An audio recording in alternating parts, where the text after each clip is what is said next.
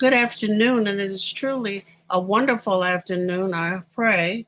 Not for those on our some parts of our southern border who are experiencing hurricanes, or nor those on our western coast who are still experiencing fires. But we will pray for all of them that they are well, even though they are up against some challenges.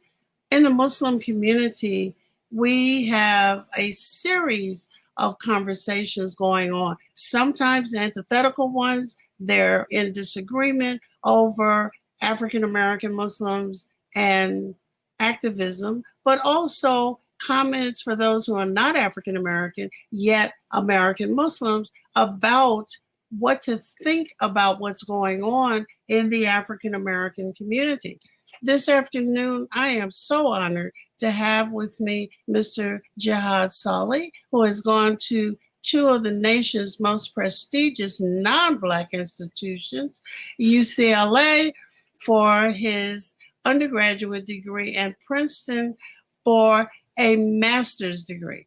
So, given those credentials, he is based in Washington, D.C., and Jihad is an anti hunger and anti poverty advocate on our Capitol Hill who is raising Muslim voices in political environments.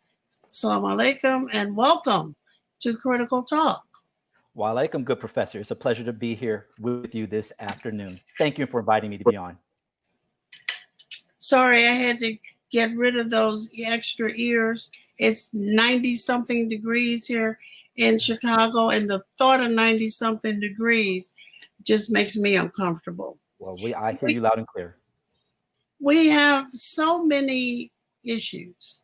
And first of all, I guess a good place to start, and we have so many political groups. What is the current state of African American or Black American Muslim political participation, given that we have such a critical election? And this election, I want to talk about that is not just the election of the president. There are many elections going on depending upon states, and we haven't paid any attention to that. But what is the current state? Not what we want to do, not what we should have been doing. Where are we on August 26, 2020? Excellent question, Doctor. And I just want to first say that I'm speaking on my own behalf. Quite often, people reference me or know my work with Islamic Relief USA, the organization I do advocacy for on Capitol Hill. But I want to say today I'm speaking on behalf of my own self, my own experience. But I believe that my anti-poverty and humanitarian work aligns with this humanitarian work, doesn't veer, far apart. But I want to be clear on what I'm saying is my own perspective. Now, You've asked a very, a daunting question in the sense, because there can never be one particular or specific response or answer on such a broad community, a diverse community. And yes, even African-American Muslim, Black Muslims have diversity amongst ourselves. Right. And then when we're talking about what is the political context, what is the level of engagement, what is going on politically in the African-American, the Black Muslim community, it's not that could be itself an hour or hour long question. But I'll try to give some sweeping generalities, which will always be imperfect in themselves. Right. Now, when we speak about, let's talk about are we talking about a national level? Are we talking about at the state level? Are we talking at the local level? Where are we talking? I just shot at all of those. Oh, now I want to say the history of African-American Muslims, and particularly over the last 40 years, I don't want to say particularly after the transition, particularly after Imam Wafiuddin Muhammad made the transition after the passing of his father, may God bless his soul, the Honorable Elijah Muhammad, the increasing inclusion of a larger swath of African-American Muslims in the political space was very much part of the mission of Imam Wafiuddin Muhammad. Being civically engaged, providing civic leadership in interfaith, Imam Wafiuddin Muhammad and particularly his community were at the forefront of what today we call interfaith engagement. And I'm not just talking about, I'm Muslim, you're Christian, we're all okay. But no, actually saying, how do we work together to face the troubles, the struggles that we have at a local level and a societal level.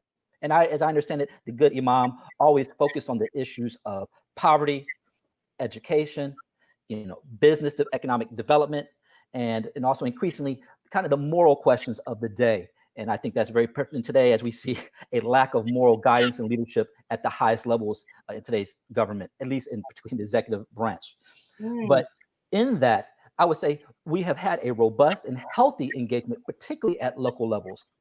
African-American Muslims, regardless of what camp or sect, if we want to use these terms, have been very much elected officials, appointed officials, members of commissions at state level, and particularly city and county levels throughout the country. I mean, whether it be, Brother Larry Shaw, who was a state assembly member in North Carolina during the 2000s, as an example. And I remember missing a name of a good brother down in Texas and Mississippi during the 90s. But there has been consistent city level engagement where we've had Muslim Americans who have been city council members, county supervisors, state assembly members, state senate members, and broad engagement and participation. Now, that's just one. That's just formal politics, which is important. We need to have people in public office, and particularly we need Muslim Americans and African American Muslim in health departments, food security agencies, school. Definitely in the United States, education is very much a local and state level policy issue. Having Muslim Americans engaged on these issues that impact our communities. Now, let's not be fooled. Not all Black Muslims are poor. Not all Black Muslims are struggling in the inner city hoods. But no doubt, African American communities are historically largely a part of, or at least tangent to, large Black majority urban cities. And these are very much part of our issues, much are part of our concerns. It's very hard to separate what is Black Muslim and non-African American Muslim issues. Even if many of us, like myself, who's a convert, I cannot abstract myself from these concerns when my own family members who are living in these conditions, in poverty or facing poor education, these are concerns of mine then.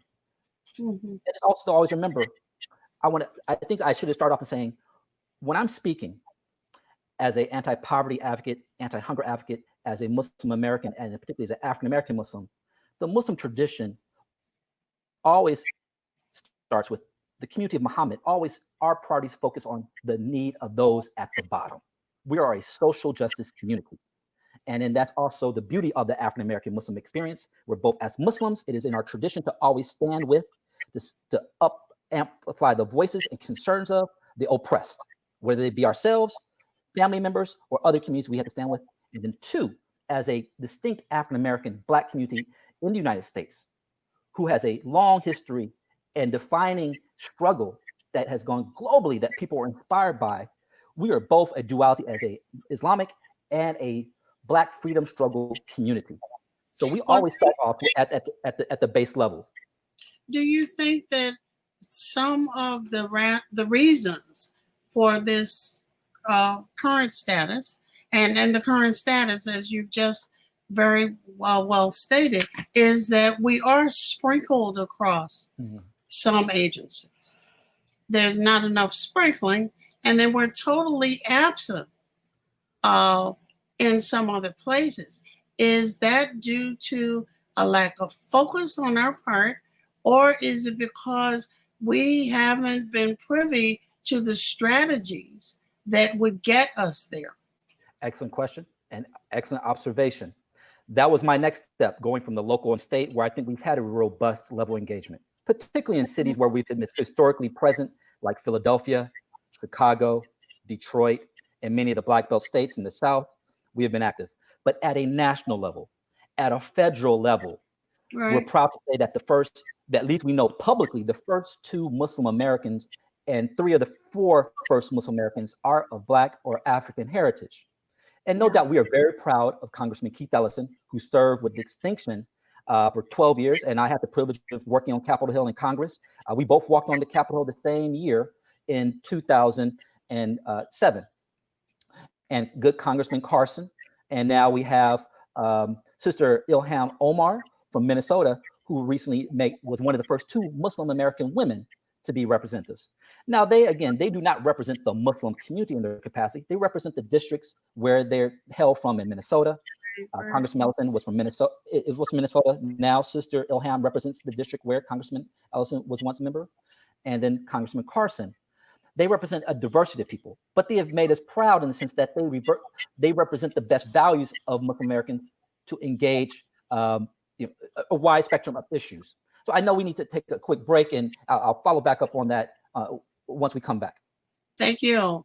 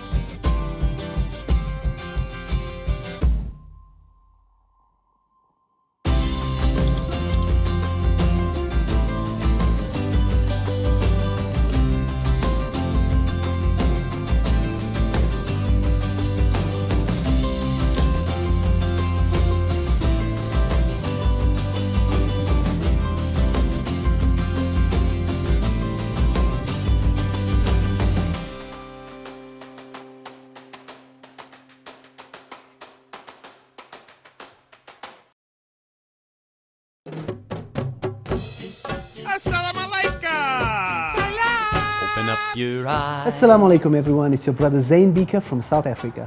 One of the first educational programs ever produced for Muslim children was the ever popular Adam's World series. The colorful and comical Muslim puppets stole the heart of a generation. Sound Vision will be releasing brand new episodes of Adam's World with the launch of a Adam's World app. Subscribers will enjoy new Adam's World episodes as they are released, as well as all the classic episodes of Adam's World. So visit adamsworldapp.com now to learn more, subscribe and enjoy new adventures of Adam and his friends. And let's keep helping tomorrow's Muslims today. Assalamu alaikum. It's Adam's World. Believe me, there's a lot to see. Bismillah, let's explore.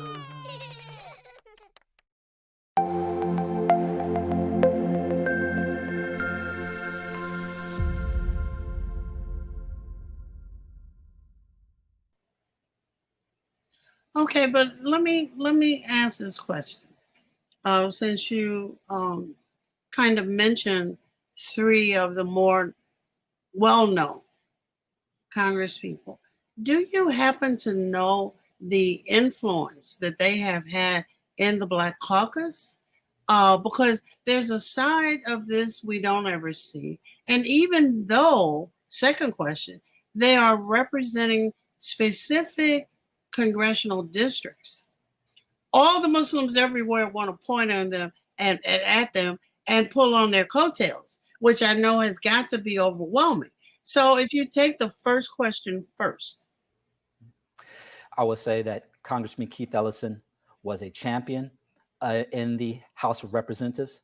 There is a periodical called CQ on Capitol Hill, which does annual rankings of the most respected members of each party. Is that Congressional Quarterly? Correct, Congressional Quarterly magazine. And I remember a couple years ago, before Congressman Ellison decided to leave his position and run for Attorney General for Minnesota, Congressman Ellison was consistently ranked based upon his principles and his stances, respected amongst his Democratic members. Congressman Ellison was not just a member, but he was actually the co-chair for the Congressional Progressive Caucus for, I believe, a good 2 years, helping to define and lead, I think, nearly over 90 members of Congress who were part of this caucus that put forth very focused economic, social justice policy issues. So he was very much, even though he was a Muslim and there was only 2 Muslims at that time, he punched above his weight and within a relatively short period of time, becoming a prominent member, a vocal member, and a leading member, and a Congressional Black Caucus member. But what happened when he should have been the chair of the DNC? And immediately we get racism rearing its head, and in all of these deliberations, and the choice of a man who people don't even know his name. The only thing they know is that he's white. Well, I know that Congressman Ellison made a good charge, a good effort, and actually showed very well outly, to the extent where even current Democratic National Committee Chairman Tom Perez, who ended up winning the position, had to admit and make a concede saying that he would be that at that time, Congressman Ellison would be his second deputy or some position immediately right below him. That there was such a groundswell of support for him. The division was so close in the party. You couldn't say it was a mandate for Tom Perez to be the chair. So no, Congressman, again, it is showing that there are various wings. The Democratic Party has different elements, like any political party. And we see that even Sister Congresswoman Ilhan Omar, again, even within her first 2 years of being a member of Congress, her along with our Muslim sister, Rashida Tlaib, Congresswoman Tlaib from Michigan, from Detroit area, along with Congresswoman Ilana Presley from Boston, and along with Congresswoman Ocasio-Cortez from Queens, they have this thing called the Squad. Strong women of color who are champions of very progressive policy issues around, economic empowerment, environment, racial justice. And so we see that even now, even though Congressman Ellison has moved on as Attorney General and still plays a prominent role in the Democratic Party as Attorney General, as the first Muslim Attorney General, Congresswoman Ilhan Omar Rashid, though she's African American, but Arab American, who represents a Black majority district and recognizes that and consistently works with Black leadership, Muslim and otherwise, in her district. But Ilhan is also a champion on very progressive issues. And again, they have these four women, including two Muslim women, have exerted more public social influence than most new members of Congress have. No one can deny that. Now, where you fall on the line of whether you agree with their policies or not, that's another issue. Yeah. But in the context, they have raised the bar on key issues around green jobs, racial justice. Even Sister Ilhan Omar was championing a bill to make sure that children were not being shamed in schools because they cannot they were in arrears on their free reduced lunch, where they still may have to pay a little bit and their parents didn't have money.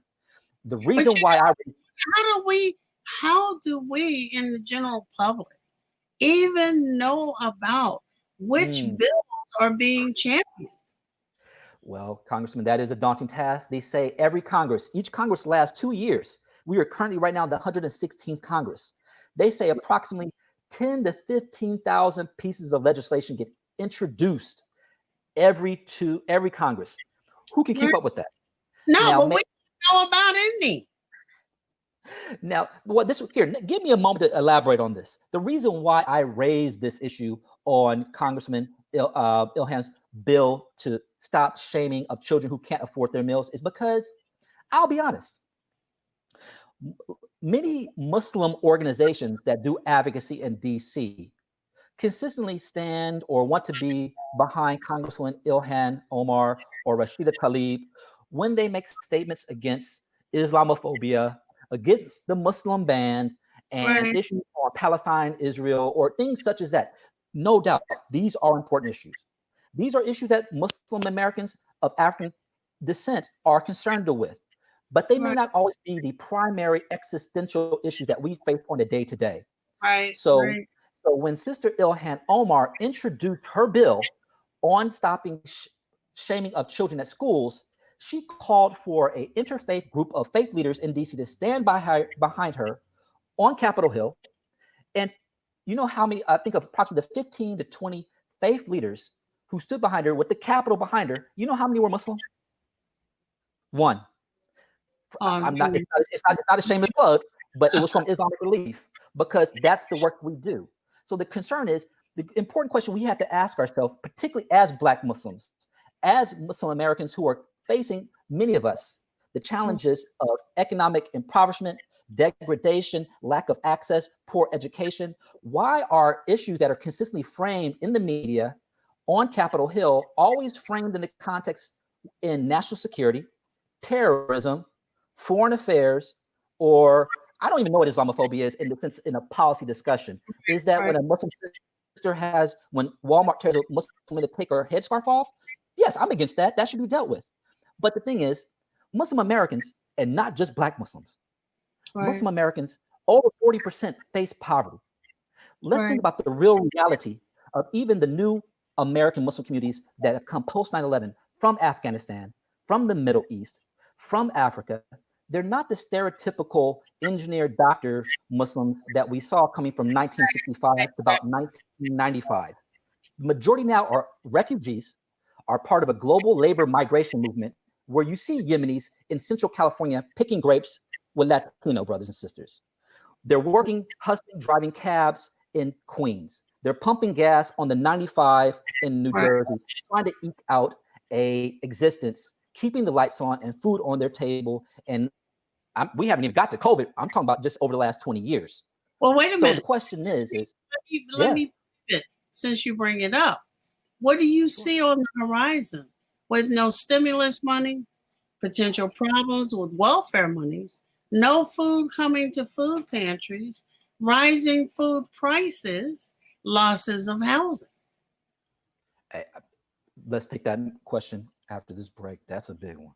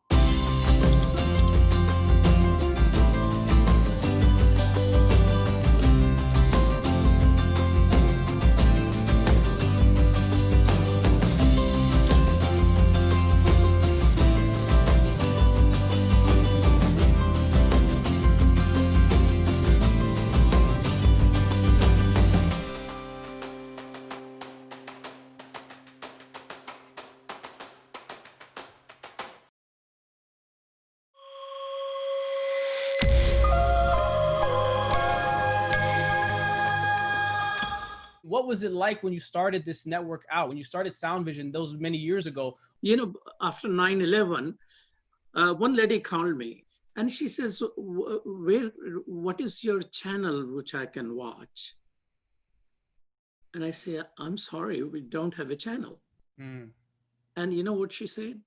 She said, then how America will know about you? SubhanAllah. Anything you want to say to the people who are watching? That we had one sister who messaged that she grew up on Sound Vision. What do you say to the people who have been long supporters? Thank you. Thank you. It is because of you we are able to do all of that. So the generation of Adam's World, you need to take it over for the next generation. And that's my invitation to you. So keep telling everybody where to watch. They can watch it on Galaxy 19 satellite, Amazon Fire TV, Apple TV, or EasyThing, MuslimNetwork.tv, or our YouTube channel, or our Facebook channel. And with your help, inshallah, ladies, the one who called me, what channel should I watch Muslims on? Answer is here and now.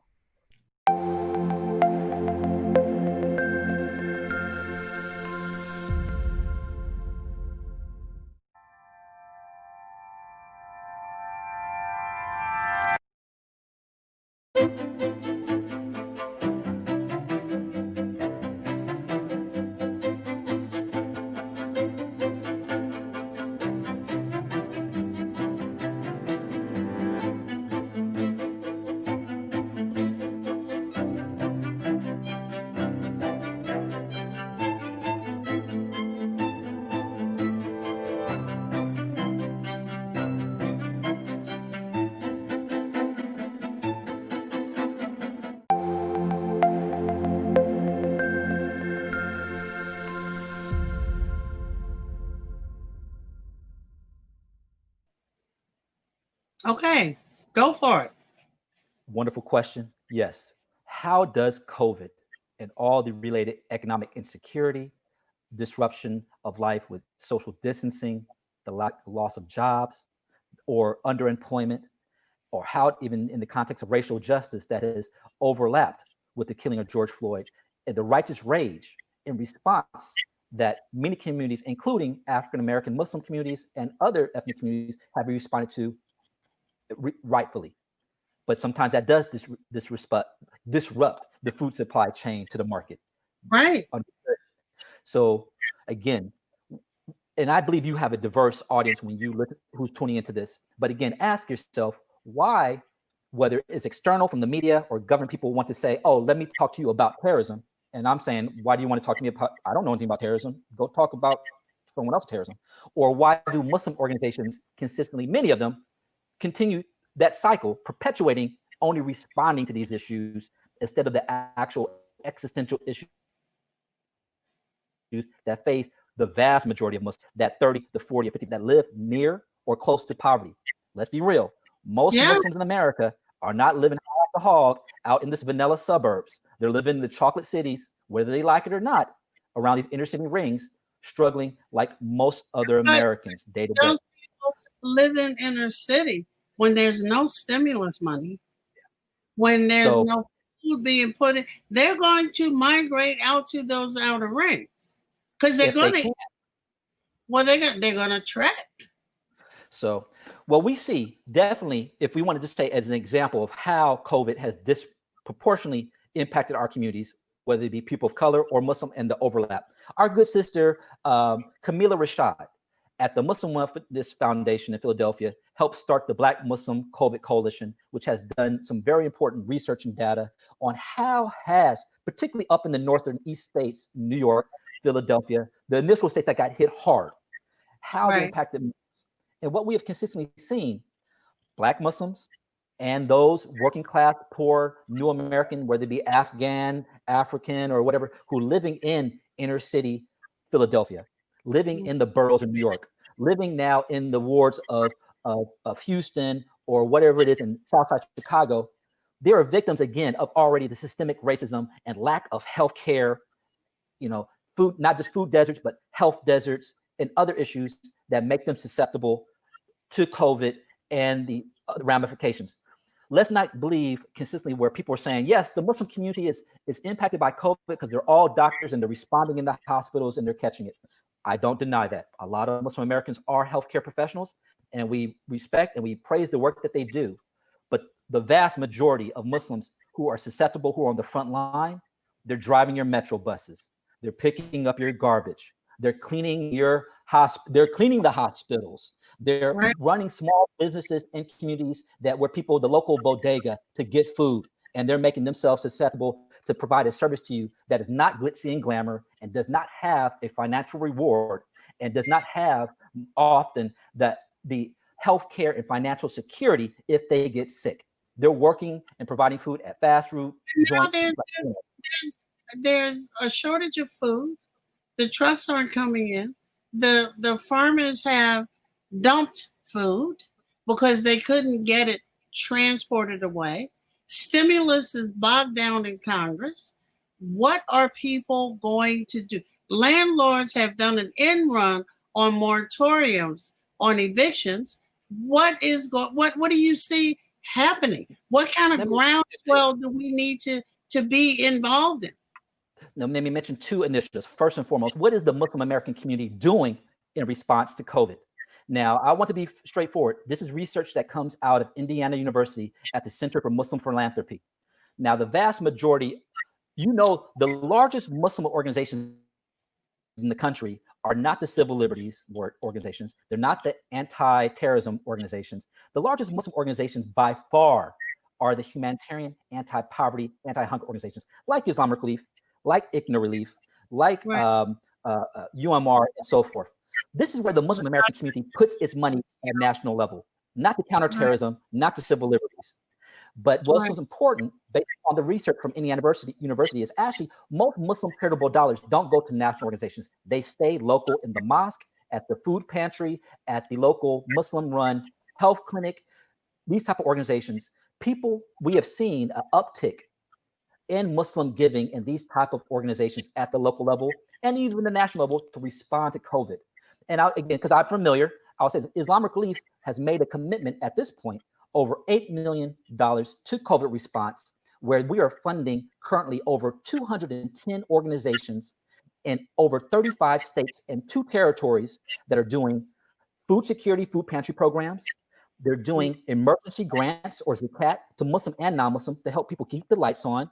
They're doing PPE delivery to healthcare professionals. And just recently, we even started a funding grant for organizations that are responding to domestic violence, because that is increased, unfortunately, because of the social isolation of families. Yeah. So Muslim communities are responding along with Christian and Jewish and secular organizations in the anti-poverty and anti-hunger space. But let's be real, sister. Let's not fool ourselves to think that we are going to food pantry our way out of hunger in No. COVID or even before COVID. No. But, So but what does that mean? Let me get to it. Let me say this. The second Right. point I want to say, Doctor, the second point was that was our response.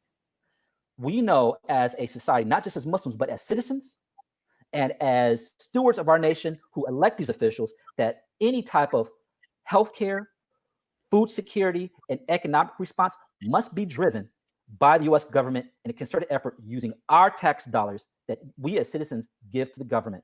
There needs to be increasing of food security programs through SNAP, formerly known as food stamps. There needs to be increased coordination of healthcare response and testing. There needs to be, yes, moratoriums on rental or mortgage payments. That's not something the private or the nonprofit sector can do.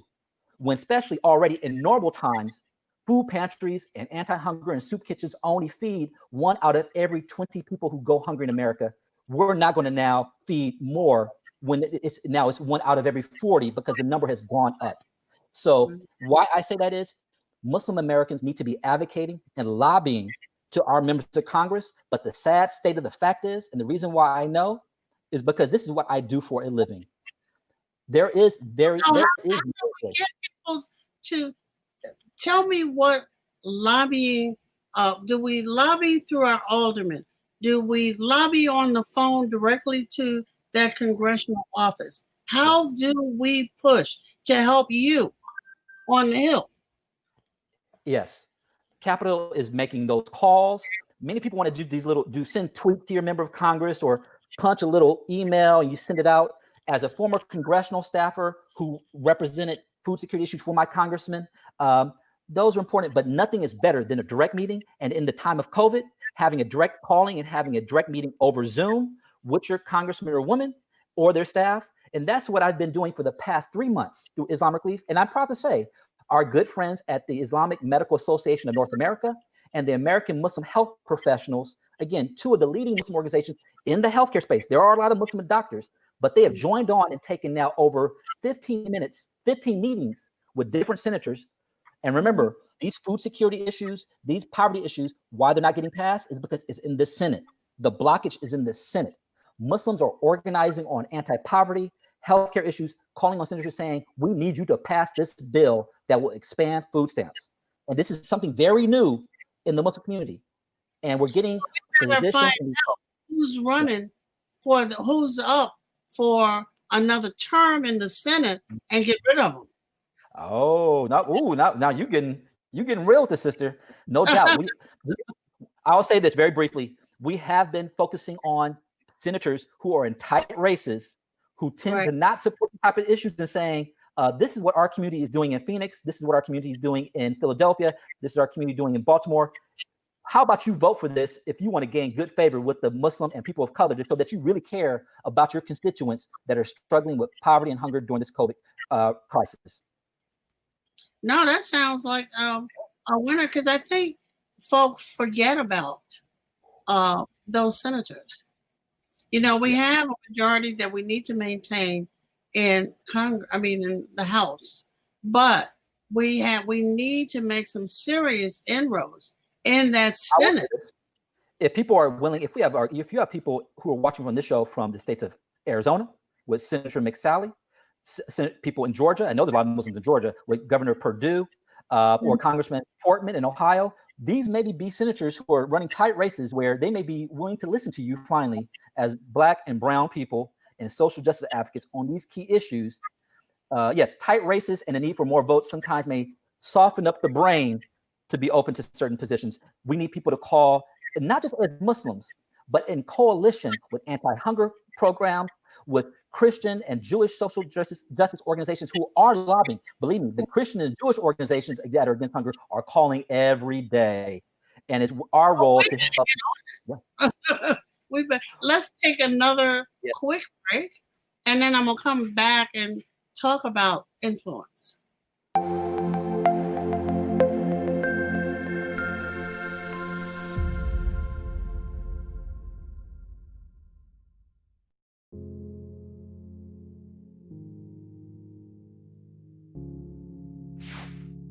We are Justice for All.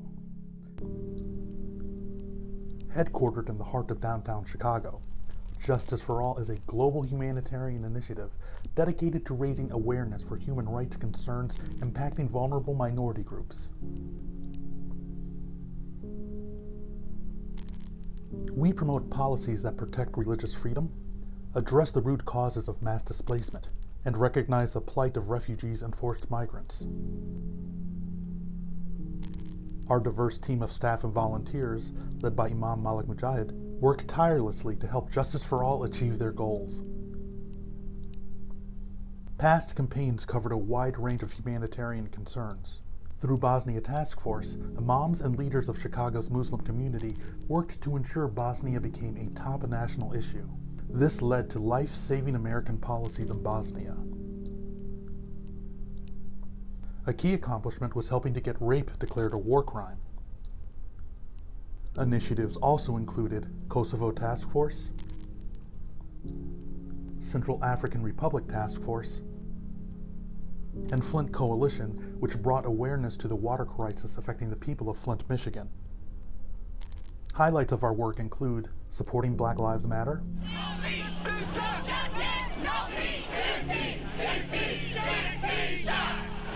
Parliament of the World Religions, addressing climate change, So wasteful consumption starts the ruthless production, and that's where we need all the fossil fuel in the world.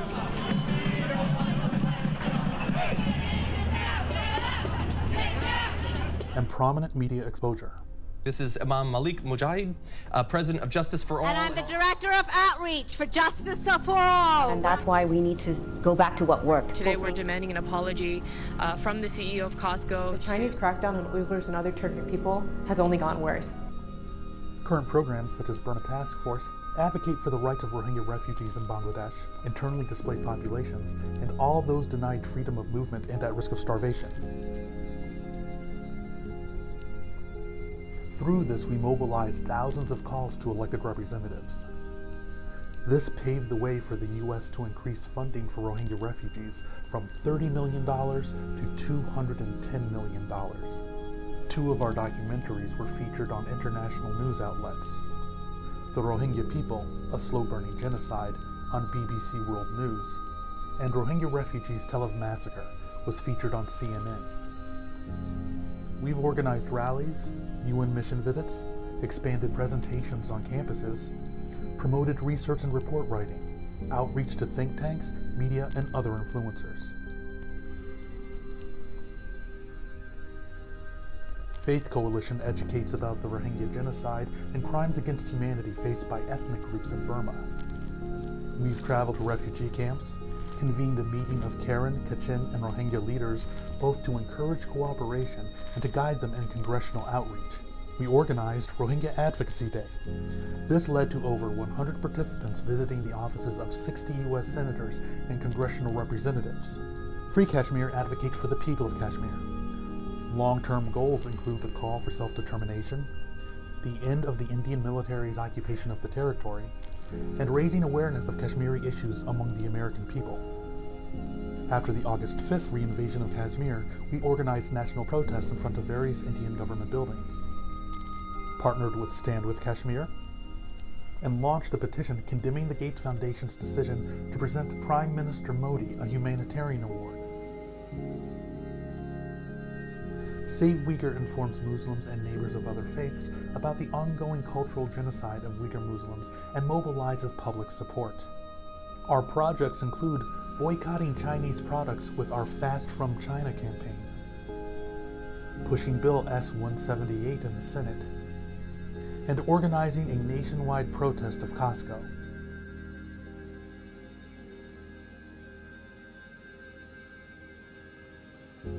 Together, we can continue to stand up for justice. justice for all.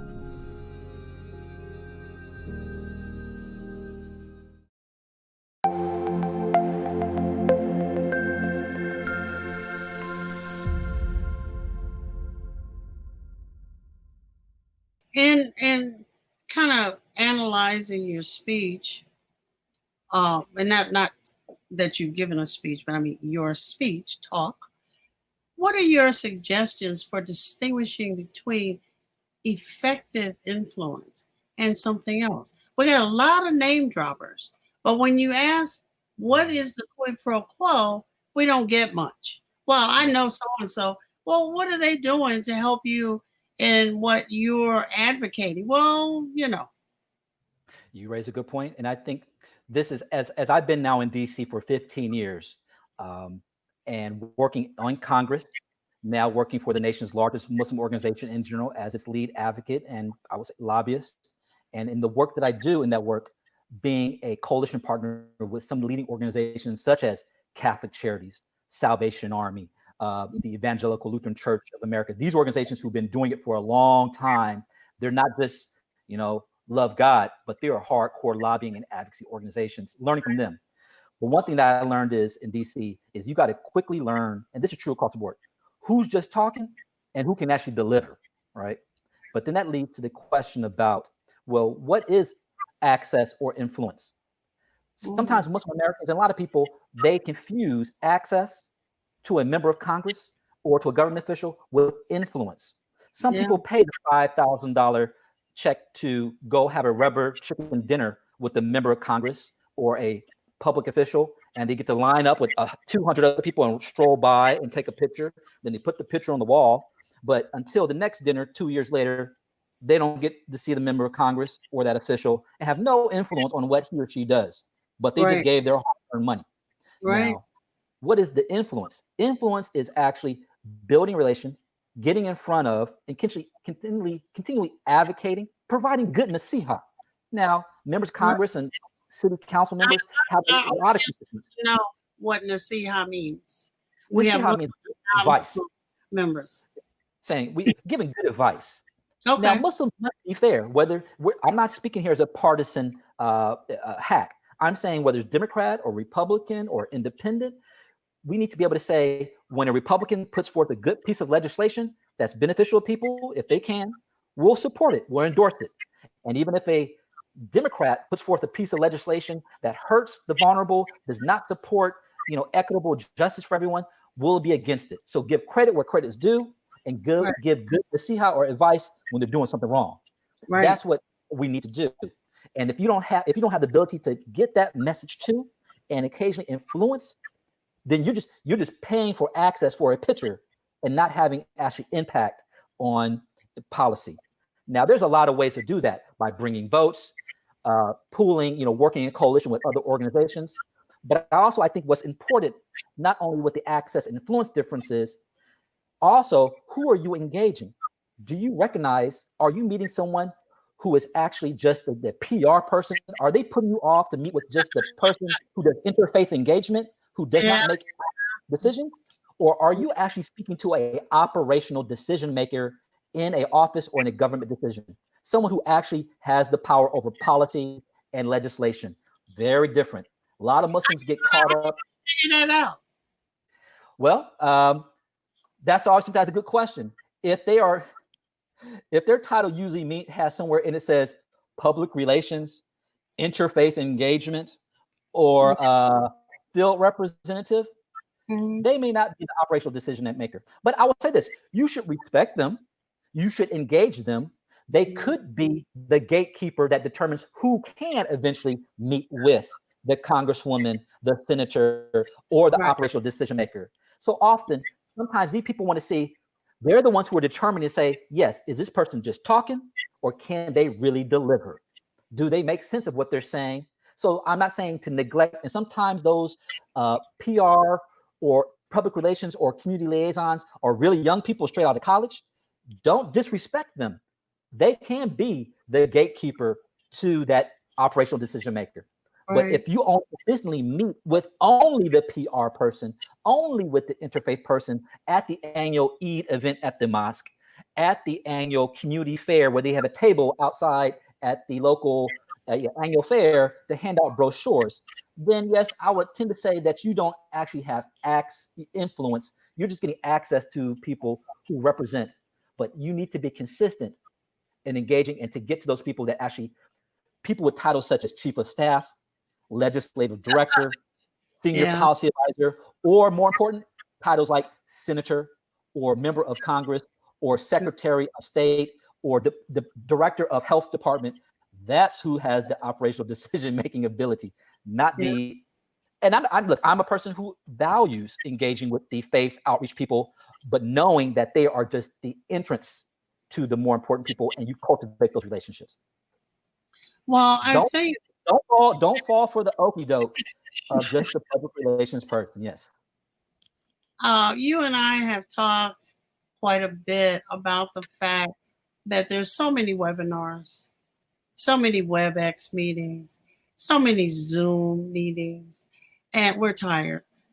And then even if we try to schedule to get on as many as we can, we're still missing critical and necessary information. So I want you to talk about a little bit like an advertisement for what you and I are cooking up for the future. Because I know that there are teams, I don't know if everybody even knows that there are teams in battleground states who are coming together, getting people registered, getting the vote out, educating people, some, who still need to be educated about the political process. But we've decided that we're going to take 3 themes and try to work them through. So at least in space on Critical Talk on Muslim Network TV, we can begin to have a more collaborative conversation. And then in the few weeks we have remaining before the election, maybe at least 1 or 2, perhaps potentially life-saving town hall meetings, because I think people are seriously confused. I mean, seriously confused. So you want to speak to that? I think we need, we're scheduled for a brief break, and we'll come right back to that. I know people want it. Let's give them what they want, like the OJ said.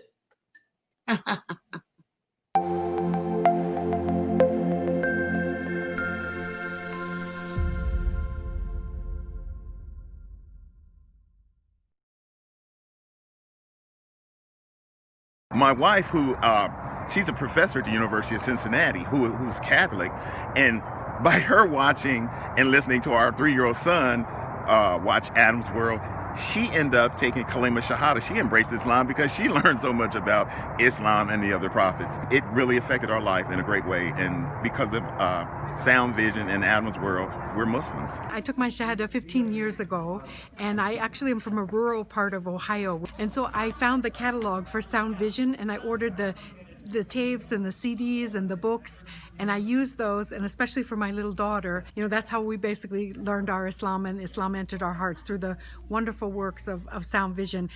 Okay, Assalamu alaikum, brother. I just want you to know that I love the Sound Vision website, that a lot of times when I'm looking for information, especially as it relates to homelessness, domestic violence, and women issues, I go to that website, and then I see what you've written, and then I copy and paste it, and spread the word, because the wisdom is there, so I can't do any better than what Sound Vision has already done.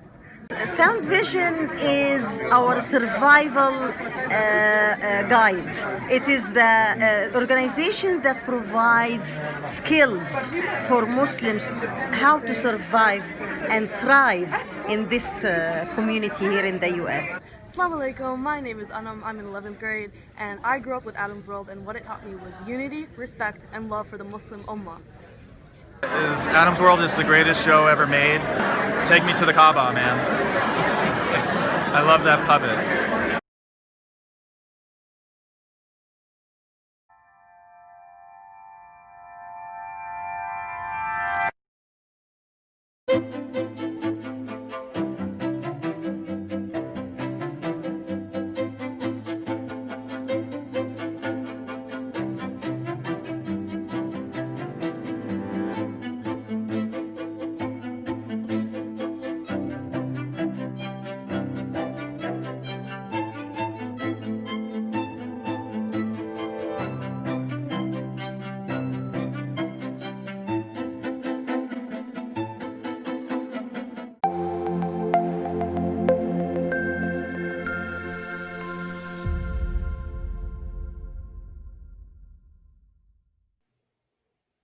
Okay, so we're going to try to make over the next several weeks an effort at collaboration so that folk get to hear about what's happening in battleground states, what's happening with Black Muslim and Black Christian initiatives, and meet some of the people who decide to get beyond. And then we're going to take a look to the future, because it shouldn't be the end of our activism, no matter what happens.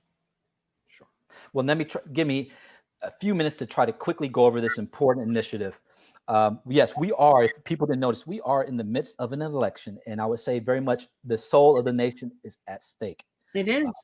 And I want to preface this and say that in my own personal capacity, not through my professional work or my employer, but on my own professional capacity, I have made myself available to advise, to give nasiha, good advice, as I've done over the past 3 campaigns, going back to President Obama and to the campaign, to provide guidance through their faith engagement office teams, through their African-American engagement teams, and so forth, how to help them engage Muslim American communities, and in particular with this election, African-American and Black Muslim communities. So I'm going to say, and Dr. McLeod, you know this, Dr. Aldine, is that African-American Muslims, Black Muslims, when it comes to electoral politics at the national level, we are constantly neglected. We are not recognized. They act like they don't exist, even though the key issue is, in the overall Muslim community, the most consistent, the most important, and the most strategically placed voting bloc of Muslims is the African-American Muslim voting bloc. Philadelphia, Detroit, Milwaukee, cities where clearly Clinton lost. Those are urban core Black communities where the African-American Muslim community is a significant member of, and could be the percentages of a win or lose situation for Joe Biden. And I'm happy to say that many in his campaign recognize this. Now, the problem is what we've seen over the past, during the Obama administration, and I'm sad to say probably during a Clinton campaign, that, again, no one engages the Black Muslim community. Why? For various reasons. And this is not a point of a conflict or disrespect. I respect it. Historically, in the past 20 years, when campaigns have engaged Muslim communities, they primarily engage the New American, South Asian, Arab, Turkish communities in the suburbs. They see the Muslim community primarily and firstly through the prism of immigrant Muslim, South Asians, and Arabs. Right. Okay. Now, so for some reason, we're not Muslim enough for them, because we're not foreigners or recent immigrants and new Americans. Now, the flip side is we're not even engaged as Black Americans. Why? Because not all, but historically, a major portion of Black engagement through campaigns is through the Black church. Right. I had someone say to me, I'm not going to say which campaign, but a gentleman said to me who did faith engagement, I asked him, are you engaging the African-American Black Muslim community? And he said to me, he says, yes, when we go to the Black churches, we're engaging them. And I said, and I looked at him, I'm like, no, you're not, because Black Muslims are not the Black churches. They're in the mosque. They don't know the difference. Right. So again, we're not Christian, so they don't even know the mosque is sometimes next to the church, and then when they walk out, they could come and visit us. Right. So I'm proud to say and happy to say that in just the last month or two, as I've made myself available along with a larger growing network of African-American Muslim imams, civic leaders, African-American Muslims who are public officials, social media influencers, we are making ourselves available as a national network and increasingly as state Black leadership collectives to engage the Biden campaign, not to just say, here, we're here to give you our vote. Yeah, exactly. But to say, yes, we know we don't want Donald Trump. We don't want none of that. That's a hot mess, and people's lives are at stake. Right. But at the same time, we're just not here to give you our vote. Like any other community, you need to respect our vote, recognize our issues, address our concerns, and then also, if we vote for you, how will we be represented, not just at some symbolic rubber chicken dinner, but where will qualified, Black Muslim Americans be represented in the Health and Human Services Department, the Department of Agriculture, Small Business Administration, Commerce. I don't want to, because I'll say this, during President Obama's administration, I tracked this, approximately 40 to 45 Muslim Americans were appointed who served as appointees by President Obama. You know how many were Black? 1, 2. You were close. Now, a community that makes up somewhere between 25 to 40% of the Muslim community, and who are the ones who actually bring the vote, win the election, Or not represented. are not represented. And not only that, the vast majority of those Muslim Americans who were in government, they were in foreign State Department, Homeland Security, national security issues.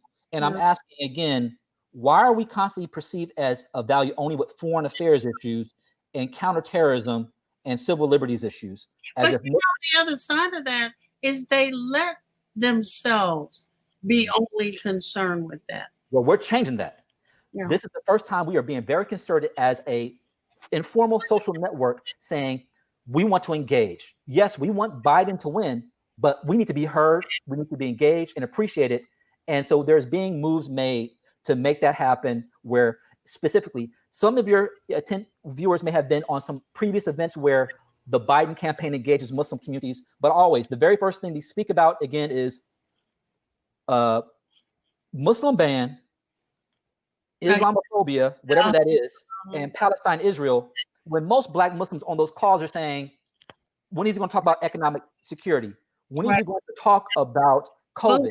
Yeah. Some people act like Muslims are not dying of COVID. We have time to be worried about something 3,000 miles away instead of 3 miles away. Right. And so it is very much the role and responsibility, as it has always been in the Muslim community, for Black Muslims to be the moral vanguard, to address the issues that actually, again, not just Black, but poor South Asian, poor Afghan, poor Syrian refugees who are living in urban core and Black and brown conditions in our communities in Queens, in Chicago, in South LA, in Fifth Ward. They're not living out in the suburbs. They're facing the same situations we have, and they're facing the same dire straits that Black, brown, Latino communities are facing. They themselves have no time to worry about Muslim ban because they're worried about putting food on their table. Exactly. So this is what we're doing. And going forward, we're looking to host some events with the campaign that address specifically the African-American Muslim experience. And I would like to believe that actually even other Muslims will find more meaning in hearing about and participating in these events when the African-American Muslim vanguard represents the issues that address the vast majority of what Muslims are concerned with, along with social justice, Christian and Jewish and Latino and Asian partners who we work with.